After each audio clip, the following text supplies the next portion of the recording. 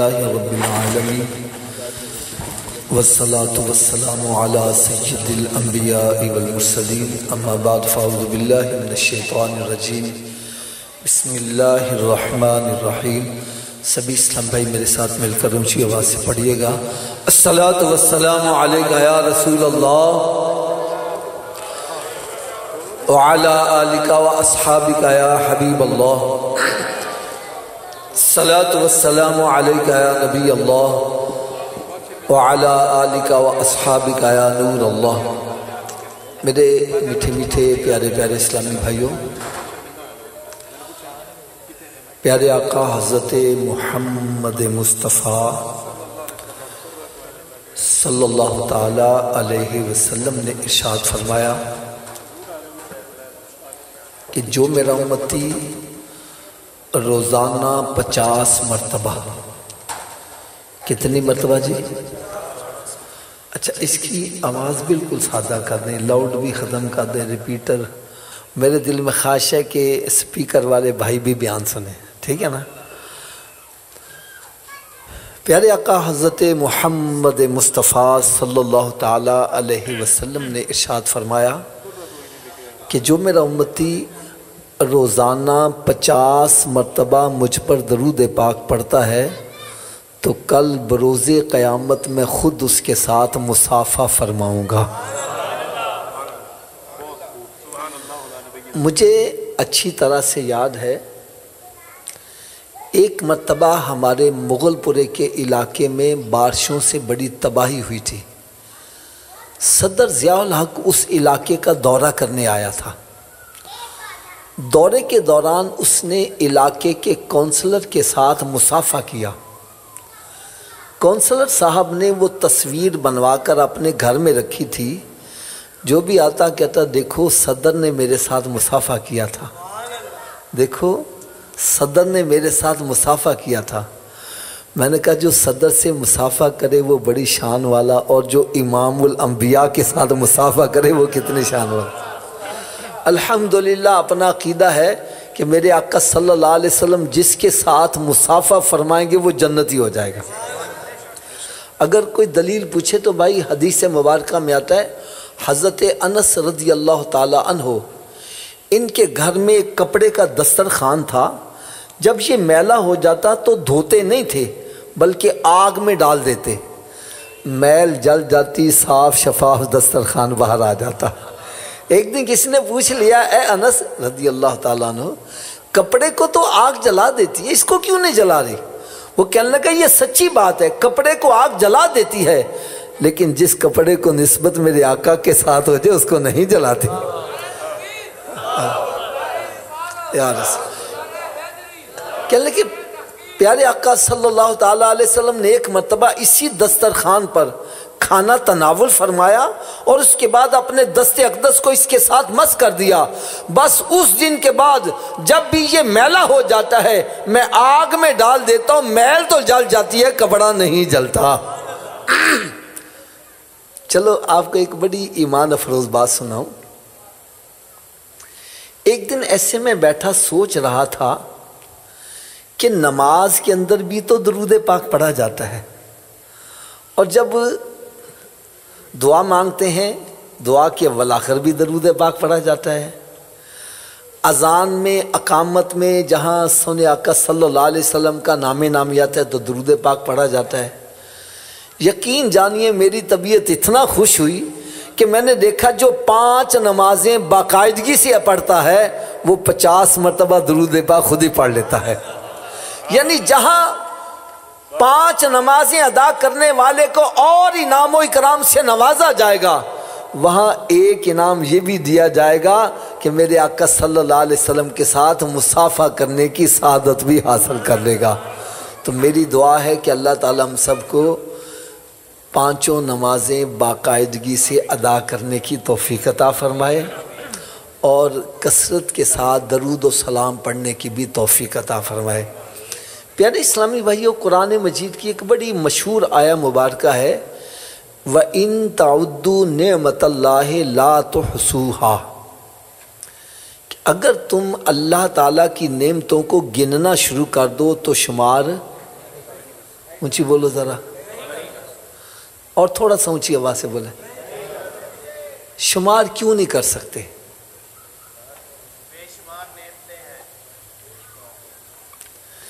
एक जवाब तो ये है कि नेमतें ही इतनी ज्यादा हैं कि शुमार में, गिनती में आ नहीं सकती। और दूसरा जवाब जो मेरे जहन में है वो मैं आपके सामने पेश करने लगा हूं, बड़े गौर से सुनना। दूसरा जवाब ये है कि भाई नेमतें तो वो गिने जिसको नेमतों का पता हो। यार अल्लाह ताला की इतनी बेशुमार नेमतें हैं, उनको हम नेमत समझते ही नहीं है। और उसकी कदर कब होती है? जब बंदा महरूम हो जाता है, फिर पता चल ये इतनी बड़ी नेमत है। मैं मिसाल के लिए, क्योंकि मुझे टाइम जो है ना वो आधे घंटे का दिया गया है, तो मैं कोशिश करूंगा इसके अंदर अंदर समेटूं इसको ज़रा थोड़ा सा। मैं एक मिसाल देने लगा हूं। हमारे मुंह में थूक बनता है, इधर फेंक, इधर फेंक, इधर फेंक। कभी ये थूक को रब की नेमत समझा है? और ये कितनी बड़ी नेमत है। एक बंदे के मुंह में थूक नहीं बनता था, उसने लाखों करोड़ों रुपया खर्च कर दिया, बाहर के मुल्कों में जाके इलाज करवाया कि मेरे मुंह में थूक बन जाए। नहीं बन रही। एक बंदा कहता यार नहीं बंदी तो फिर क्या हो गया? कहता बेवकूफ तेरे मुंह में बन रही है, तुझे इसकी कदर नहीं है। मुझसे पूछो ये कितनी बड़ी नेमत है। कहने लगा ये थूक के अंदर एसिडिटीज पाई जाती हैं। जब बंदा खाना खाता है तो लुकमा जो है इसके साथ लुआब शामिल होता है, मैदे में जाता है, हजम हो जाता है। वो कहने लगा मेरे मुंह में थूक नहीं बनता, मैं जैसा लुकमा खाता हूं वैसा ही निकल जाता है, हजम होता ही नहीं है। एक और मिसाल दूं, हमें प्यास लगती है, पानी पीते हैं, थोड़ी देर के बाद इस्तंजा खाने चले जाते हैं, पेशाब करके वापस आ जाते हैं। कभी पेशाब के आने को भी रब की नेमत समझा है? अरे ये कितनी बड़ी नेमत है, ये उससे पूछो जिसका पेशाब रुका हुआ है। किस कदर वो चिल्ला रहा है, चीख रहा है, पेशाब की तजाबियत बदन के अंदर फैलती जा रही है। एक बादशाह के बारे में आता है, उसका पेशाब रुक गया, चीख रहा है, चिल्ला रहा है, डॉक्टर, हकीम, तबीब सब इकट्ठे हो गए, लेकिन कोई बात नहीं बन रही। एक अल्लाह का वली भी आ गया, कहने लगा मैं इलाज करता हूँ। लगा करो। कहने लगा नहीं पहले तय करो दोगे क्या? कहने लगा मांगो जो मांगोगे। कहने लगा ये सल्तनत मेरे नाम करो। उसने कहा मैं मरा जा रहा हूँ, मैंने साथ लेके थोड़ी जानी है, सब तुम्हारे नाम।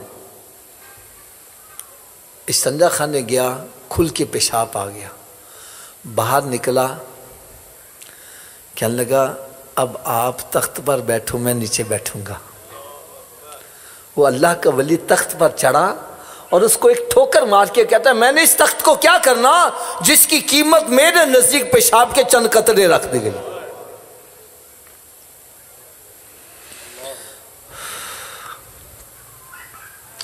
देखो भाई, मैं समझाने के लिए एक बात कहने लगा हूं।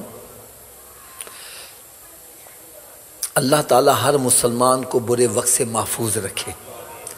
मैं समझाने के लिए बात, एक बंदे की एक्सीडेंट में टांग टूट जाती है, वो मसनूई टांग लगाता है, चंद दिन गुजरते हैं, छोटी हो जाती है, फिर जाता है बड़ी करवाने, फिर छोटी होती है, फिर बड़ी करवाने जाता है।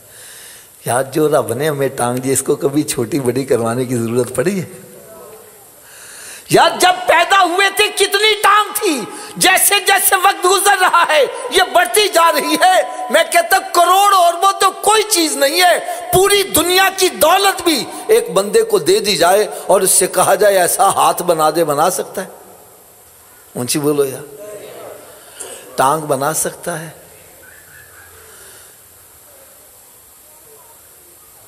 लेकिन एक बात याद रखो, अल्लाह तबारक व तआला ने हमें नेमतें जो दी, इसमें किसी भी नेमत की कीमत अदा हो ही नहीं सकती। लेकिन अल्लाह तबारक व तआला ने किसी भी नेमत पर एहसान नहीं जतलाया। कहीं ये नहीं फरमाया मेरा एहसान मानो, मैंने तुम्हें हाथ दिया है, टांग दिए हैं, तुम्हें सर दिया है, दिमाग दिया है, तुम्हारे लिए जमीन आसमान बनाए। किसी जगह भी नहीं फरमाया। अगर एहसान जतलाया तो सिर्फ एक एहसान जतलाया, फरमाया लक़द मन्नल्लाहु अलल मोमिनीना इस बास अफीम रसूला। ए मोमिनो मेरा एहसान मानो, मैंने अपना महबूब तुम्हें अता कर दिया है।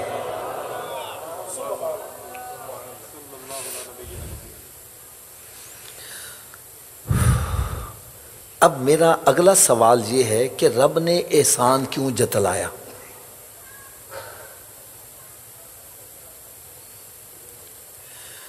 इतनी कमाल नेमतें दी, इतनी इतनी कीमती नेमतें दी, एहसान नहीं जतलाया। महबूब की बारी आई, एहसान जतला दिया। इसकी क्या वजह है? एक बुजुर्ग ने इसका जो जवाब दिया मेरे दिल को बड़ा प्यारा लगा। वो फरमाने लगे कि एक फ़कीर आपसे मांगने के लिए आता है और कहता है जनाब मैंने खाना खाना है, भूख बड़ी शदीद लगी है, मेरी मदद करो। आप जेब में से 1 रुपये का सिक्का निकाल के उसके हाथ पर रखते हो और कहते हो ओए मेरा एहसान मानो, मैंने तुम्हें 1 रुपया दिया है। क्या आपका कहना ये सही है? वो कहेगा जनाब भैया वापस ले लो, एहसान क्यों जतला दीजिए? इसकी तो 1 रोटी नहीं आती, इसका तो सालन नहीं आता, इसका तो 1 मिनरल वाटर की बोतल नहीं आती, एहसान काहे का जतला रहे? यार एहसान तो जब है वो कहता है जी मैंने खाना खाना है, आप जेब में से 1000 रुपये का नोट निकाल के दे दो, लो यार जाओ खाना खाओ जा। लेकिन 1000 मेरे नज़दीक को वैल्यूएबल हो सकता है, जो अमीर आदमी है वो 1000 को कुछ नहीं समझता, जो उससे अमीर है वो 1 लाख को कुछ नहीं समझता, जो उससे अमीर है वो 1 करोड़ को कुछ नहीं समझता। तो रब ताला तो सारे गनियों का गनी है।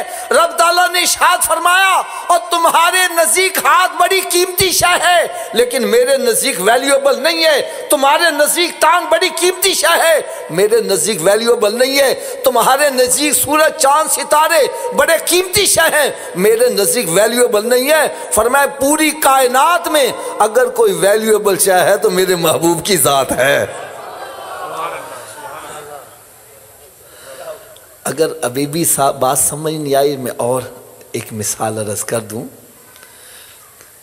एक मर्तबा ज़मीन और आसमान के दरमियान तकरार हो गई। ज़मीन कहती है मैं अफजल हूँ, आसमान कहता है मैं अफजल हूँ। दोनों अपने अपने दलाइल दे रहे हैं। ज़मीन कहती है मेरे ऊपर खाना काबा है, मेरे ऊपर आब ज़मज़म शरीफ है, सफ़ा मरवा है, मेरे ऊपर मसाजिद है, मैं अफजल हूँ। आसमान कहता है मेरे ऊपर बैतुल मामूर है, मेरे ऊपर अर्श कुर्सी लौह कलम है, मेरे ऊपर चाँद सूरज चाँद सितारे, मैं अफजल हूँ। फैसला नहीं हो रहा, दोनों रब ताला की बारगाह में पेश हो जाते हैं। ये हालात तू ही फैसला कर दे अफजल कौन है। रब ताला ने इरशाद फरमाया ना ज़मीन अफजल है ना आसमान अफजल है, अफजल मेरे महबूब की ज़ात है। वो ज़मीन पर आ जाए तो ज़मीन अफजल हो जाए, आसमान पर तशरीफ ले जाए तो आसमान अफजल हो जाए, और मेरा महबूब जिस ज़माने में आ जाए वो ज़माना अफजल हो जाए, जिस शहर में आ जाए वो शहर अफजल हो जाए, अरे जिस ख़ानदान में आ जाए वो ख़ानदान अफजल हो जाए, जिस कबीले में आ जाए वो कबीला अफजल हो जाए। फरमाया मेरा महबूब जिस दिन आ जाए वो दिन अफजल हो जाए, जिस घड़ी आ जाए वो घड़ी अफजल हो जाए, अरे जिस गार में आ जाए वो गार अफजल हो जाए, जिन यारों में आ जाए वो यार अफजल हो जाए, और जिस उम्मत में आ जाए वो उम्मत सारी उम्मतों से अफजल हो जाए।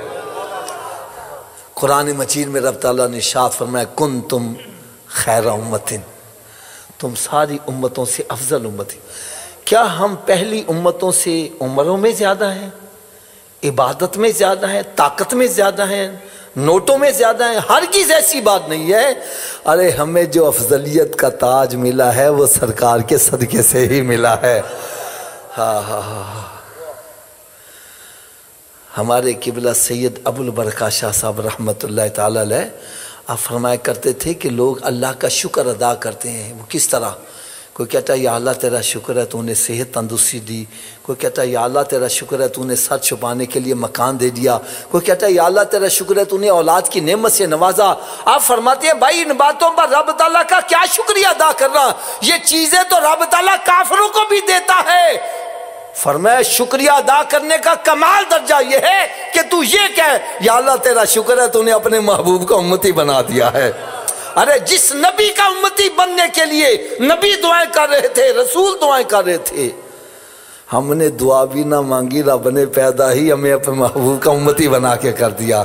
शुक्र खुदा मुहम्मदी हमको बनाया उम्मती, किसको मिला ये मर्तबा, सल्ले अला नबीना सल्ले अला मुहम्मदिन। अब मेरा आखिरी जो कलाम वो मैं अर्ज़ करने लगा हूँ, सुनो गया क्या है। प्यारे इस्लामी भाइयों, आपके इसी मोहल्ले के अंदर एक आवारा गद लड़का, चौकों में बैठने वाला, आवाज़ें कसने वाला, थड़ों पे बैठने वाला, अड्डी खड्डा खेलने वाला, इलेक्शन में खड़ा हो जाता है, मेंबर बन जाता है, आगे चलता है मिनिस्टर बन जाता है। क्या बन जाता है? अब मेरी बात का ज़रा सोच के जवाब देना, क्या मिनिस्टर बन के भी थड़ों पे बैठेगा? बोलो तो सही यार, थोड़ा सा ऊंची आवाज़ से बोलो। क्या मिनिस्टर बन के अड्डी खड्डा खेलेगा, आवाज़ें कसेगा? अब क्यों नहीं करेगा?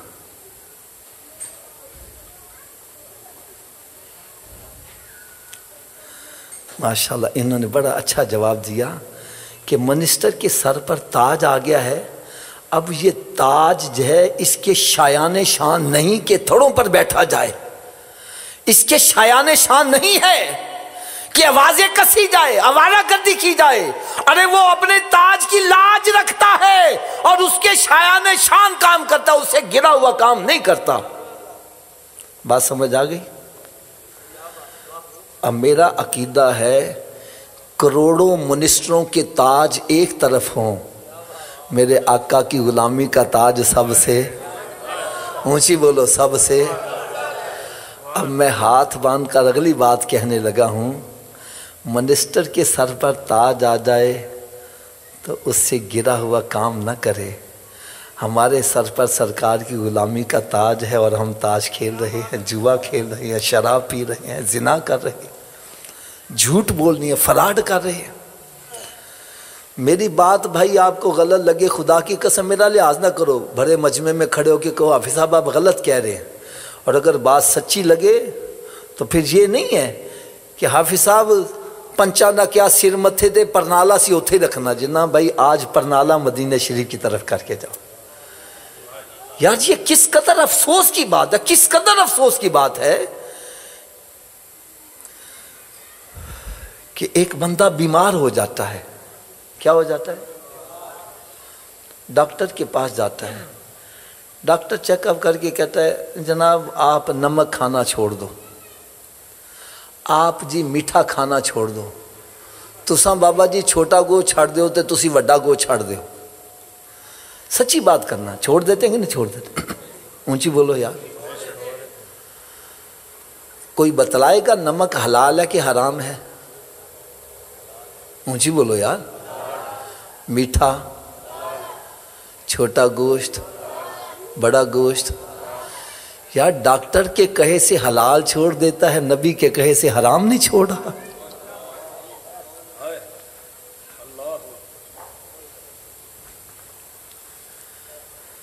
डॉक्टर के कहे से मिठाई छोड़ रहा है, अरे नबी के कहे से शराब नहीं छोड़ा, जुआ नहीं छोड़ा, जिना करना नहीं छोड़ा।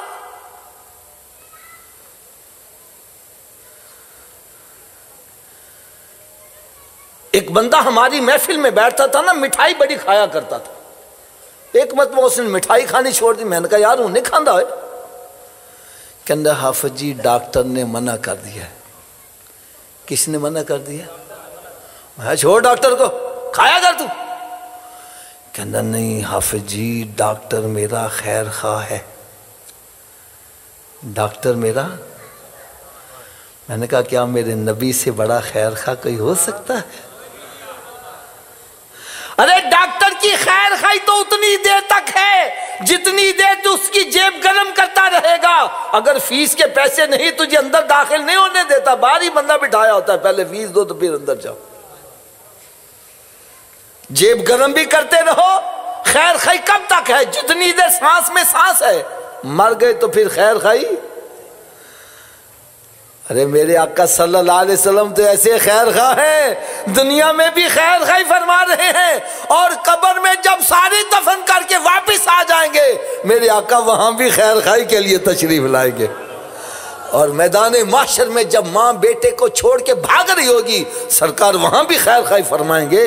तो ऐसे खैर खा का कहा मानना चाहिए कि नहीं मानना चाहिए? ऊंची बोलो यार। तो मेरी फिर आपसे हाथ बांध कर एक अर्ज है, आज अपने साहब का गुनाहों से सच्ची तौबा करके जाओ और आइंदा मेरे आका के पक्के सच्चे गुलाम बन के जाओ। यार ये कोई तुक की बात तो नहीं है। सरकार सल्लल्लाहु अलैहि वसल्लम फरमाए फजर की नमाज पढ़ा कर तेरी रोजी में बरकत होगी। कहना जी आँखी नहीं खुल दी। डॉक्टर कहना सवेरे एक्सरसाइज करे कर, वो सुबह जुना गार्डन पहुंचा हुआ है। मैं सही कह रहा हूँ गलत कह रहा हूँ? डॉक्टर के कहे से आंख खुल रही है, नबी के कहे से आंख नहीं खुल रही यार। यकीन जानो हाल ये बना हुआ है, फजर में मस्जिदें वीरान हैं और ग्राउंडें भरी हुई हैं। औरतें मर्द कोई इधर जा रहा है, कोई इधर जा रहा है, कोई उल्टा हो रहा है, कोई सीधा हो रहा है। मैंने एक को पकड़, मैंने कहा सूफी जी तुम चंगे भले हो, उल्टे क्यों हो रहे हो? कहने लगे जी डॉक्टर ने कहा है। किसने कहा है? मैं डॉक्टर साहब के पास चला गया। मैंने कहा जनाब डॉक्टर साहब तुम चंगे भले बंदे ने उल्टा क्यों कर दीजिए? मुझे कहते हैं हाफिज जी जो तुसी मकान बनाते जे तो पानी की टैंकी उत्ते बनाते हो कि थले बनाते हो? मैंने कहा जी ऊपर बनाते हैं। कहने लगे क्यों? मैंने कहा जी पानी ऊपर से नीचे लाना आसान है, नीचे से ऊपर ले जाना मुश्किल है। कहने लगा ये दिल जो है ना, दिल खून की टैंकी है। किसकी टैंकी है? इसके लिए खून नीचे पहुँचाना आसान है, ऊपर दिमाग तक पहुँचाना मुश्किल है। हम बंदे को जब उल्टा करते हैं दिमाग नीचे होता है, दिल ऊपर होता है, ब्लड सर्कुलेशन दिमाग को होती है, बंदा फ्रेश हो जाता है। मैंने कहा अच्छा इसलिए उल्टा करते हो? कहने लगे हाँ इसलिए उल्टा करते हैं। फिर कहता है हाफिज जी एक सच्ची बात बतलाऊं? मैंने कहा क्या? कहने लगा जितनी ब्लड सर्कुलेशन दिमाग को सजदे की हालत में सही होती है उल्टा लटकने से भी सही नहीं होती। कहने लगा जब बंदा सजदे में होता है सर नीचे होता है, दिल ऊपर होता है। और मैंने कहा डॉक्टर से कहे से तुम एक मरतबा दिमाग को ताज़ा कर लोगे, आओ मेरे आका के गुलाम मान जाओ, 5 मरतबा तेरा दिमाग ताज़ा होता रहेगा।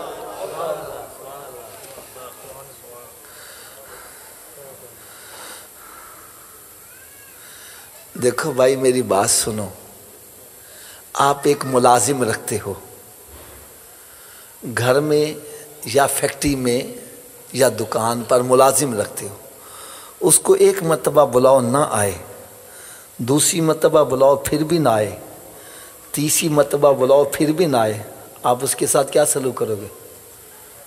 उसको सज़ा दोगे, छुट्टी करा दोगे? मैं कहूँ सूफी जी गरीब आदमी है क्यों मार रहे हो, क्यों छुट्टी करा रहे हो? जवाब मिलता हाफिज जी 3 दफ़ा बुलाया आया ही नहीं। मैंने कहा जो 3 दफ़ा बुलाने पर नहीं आ रहा उसको ये सज़ा दे रहे हो?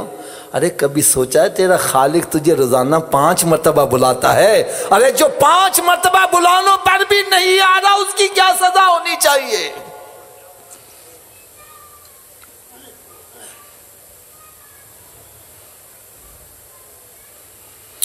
खुदारा ये नात खानी का एक मकसद है। ये नहीं आए नारे लगाए झूम झाम के, जैसे आए वैसे उठ के चले गए, लंगर खादा तो वैसे ही चले गए। इस नात खानी का मकसद ये है कि यहाँ तुम्हें बतलाया जाए जिस नबी का हमने कलमा पढ़ा है वो हमारे जैसा नहीं है, वो तो इतनी शान वाला है, इशारा कर दें तो डूबा सूरज वापस आ रहा है। वो तो इतनी शान वाला है, उसका कहा तो सूरज भी मान रहा है, अरे उसका कहा तो दरख्त भी मान रहे हैं। मेरे आका का कहा जानवर भी, ऊंची बोलो जरा, सरकार का कहा पत्थर भी, अरे जिस नबी का कहा सूरज मान रहा है, चांद मान रहा है, जिस नबी का कहा दरख्त मान रहा है, अरे जिस नबी का कहा पत्थर मान रहा है, क्या हम उस नबी का कहा मान रहे हैं?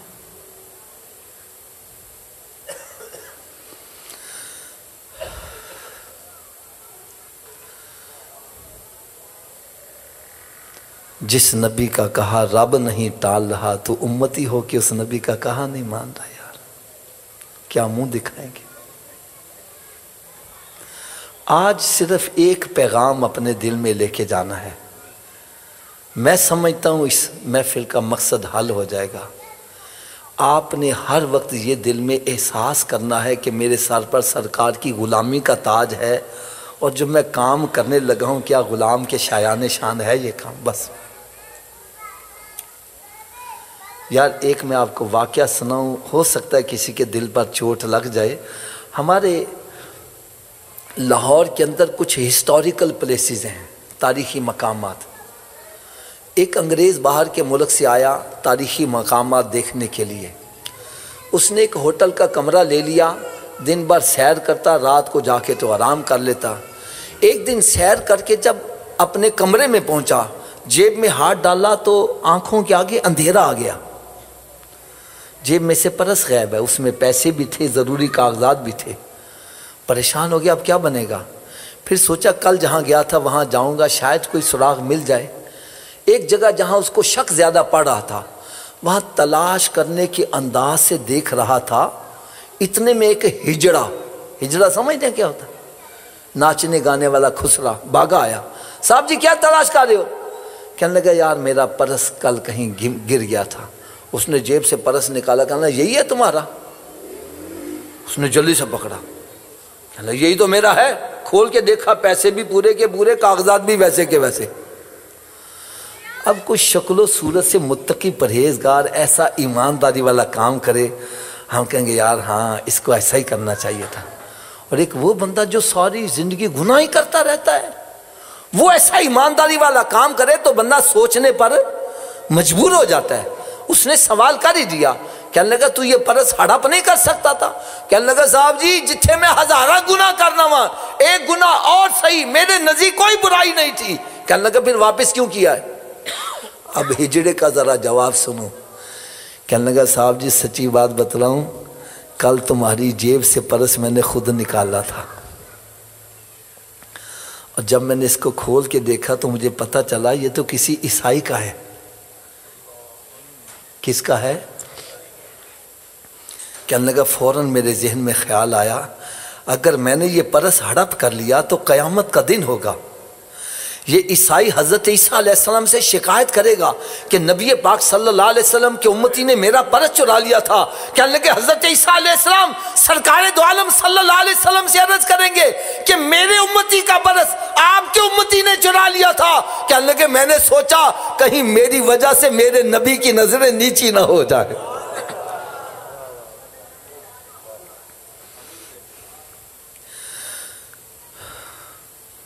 खुदारा एक मर्द है, उसके दिल में एहसास है मैं मर्द हूँ, वो मर्दों वाले काम करता है। औरत के दिल में एहसास है मैं औरत हूँ, औरतों वाले काम करती है। अरे हमारे दिल में भी एहसास पैदा हो जाए हम सरकार के गुलाम हैं, अरे गुलामों वाले काम करो।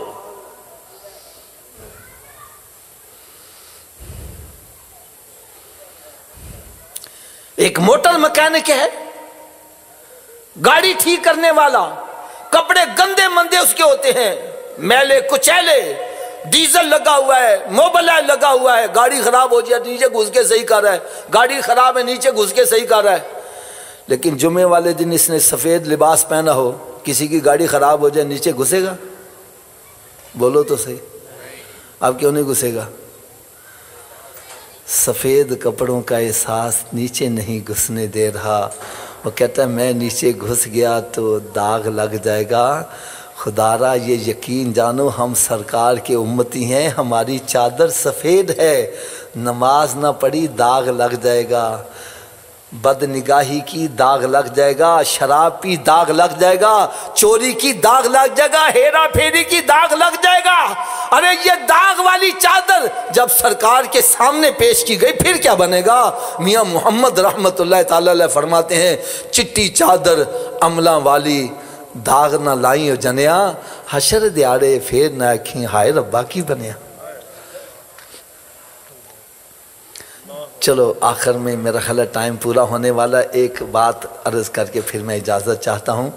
एक बंदा कहने लगा हाफिज़ साहब मेरी तो किस्मत ही फूट गई है, किस्मत ही उलट गई है। मैंने कहा भाई तुम्हें कैसे पता चला तेरी किस्मत उलट गई है?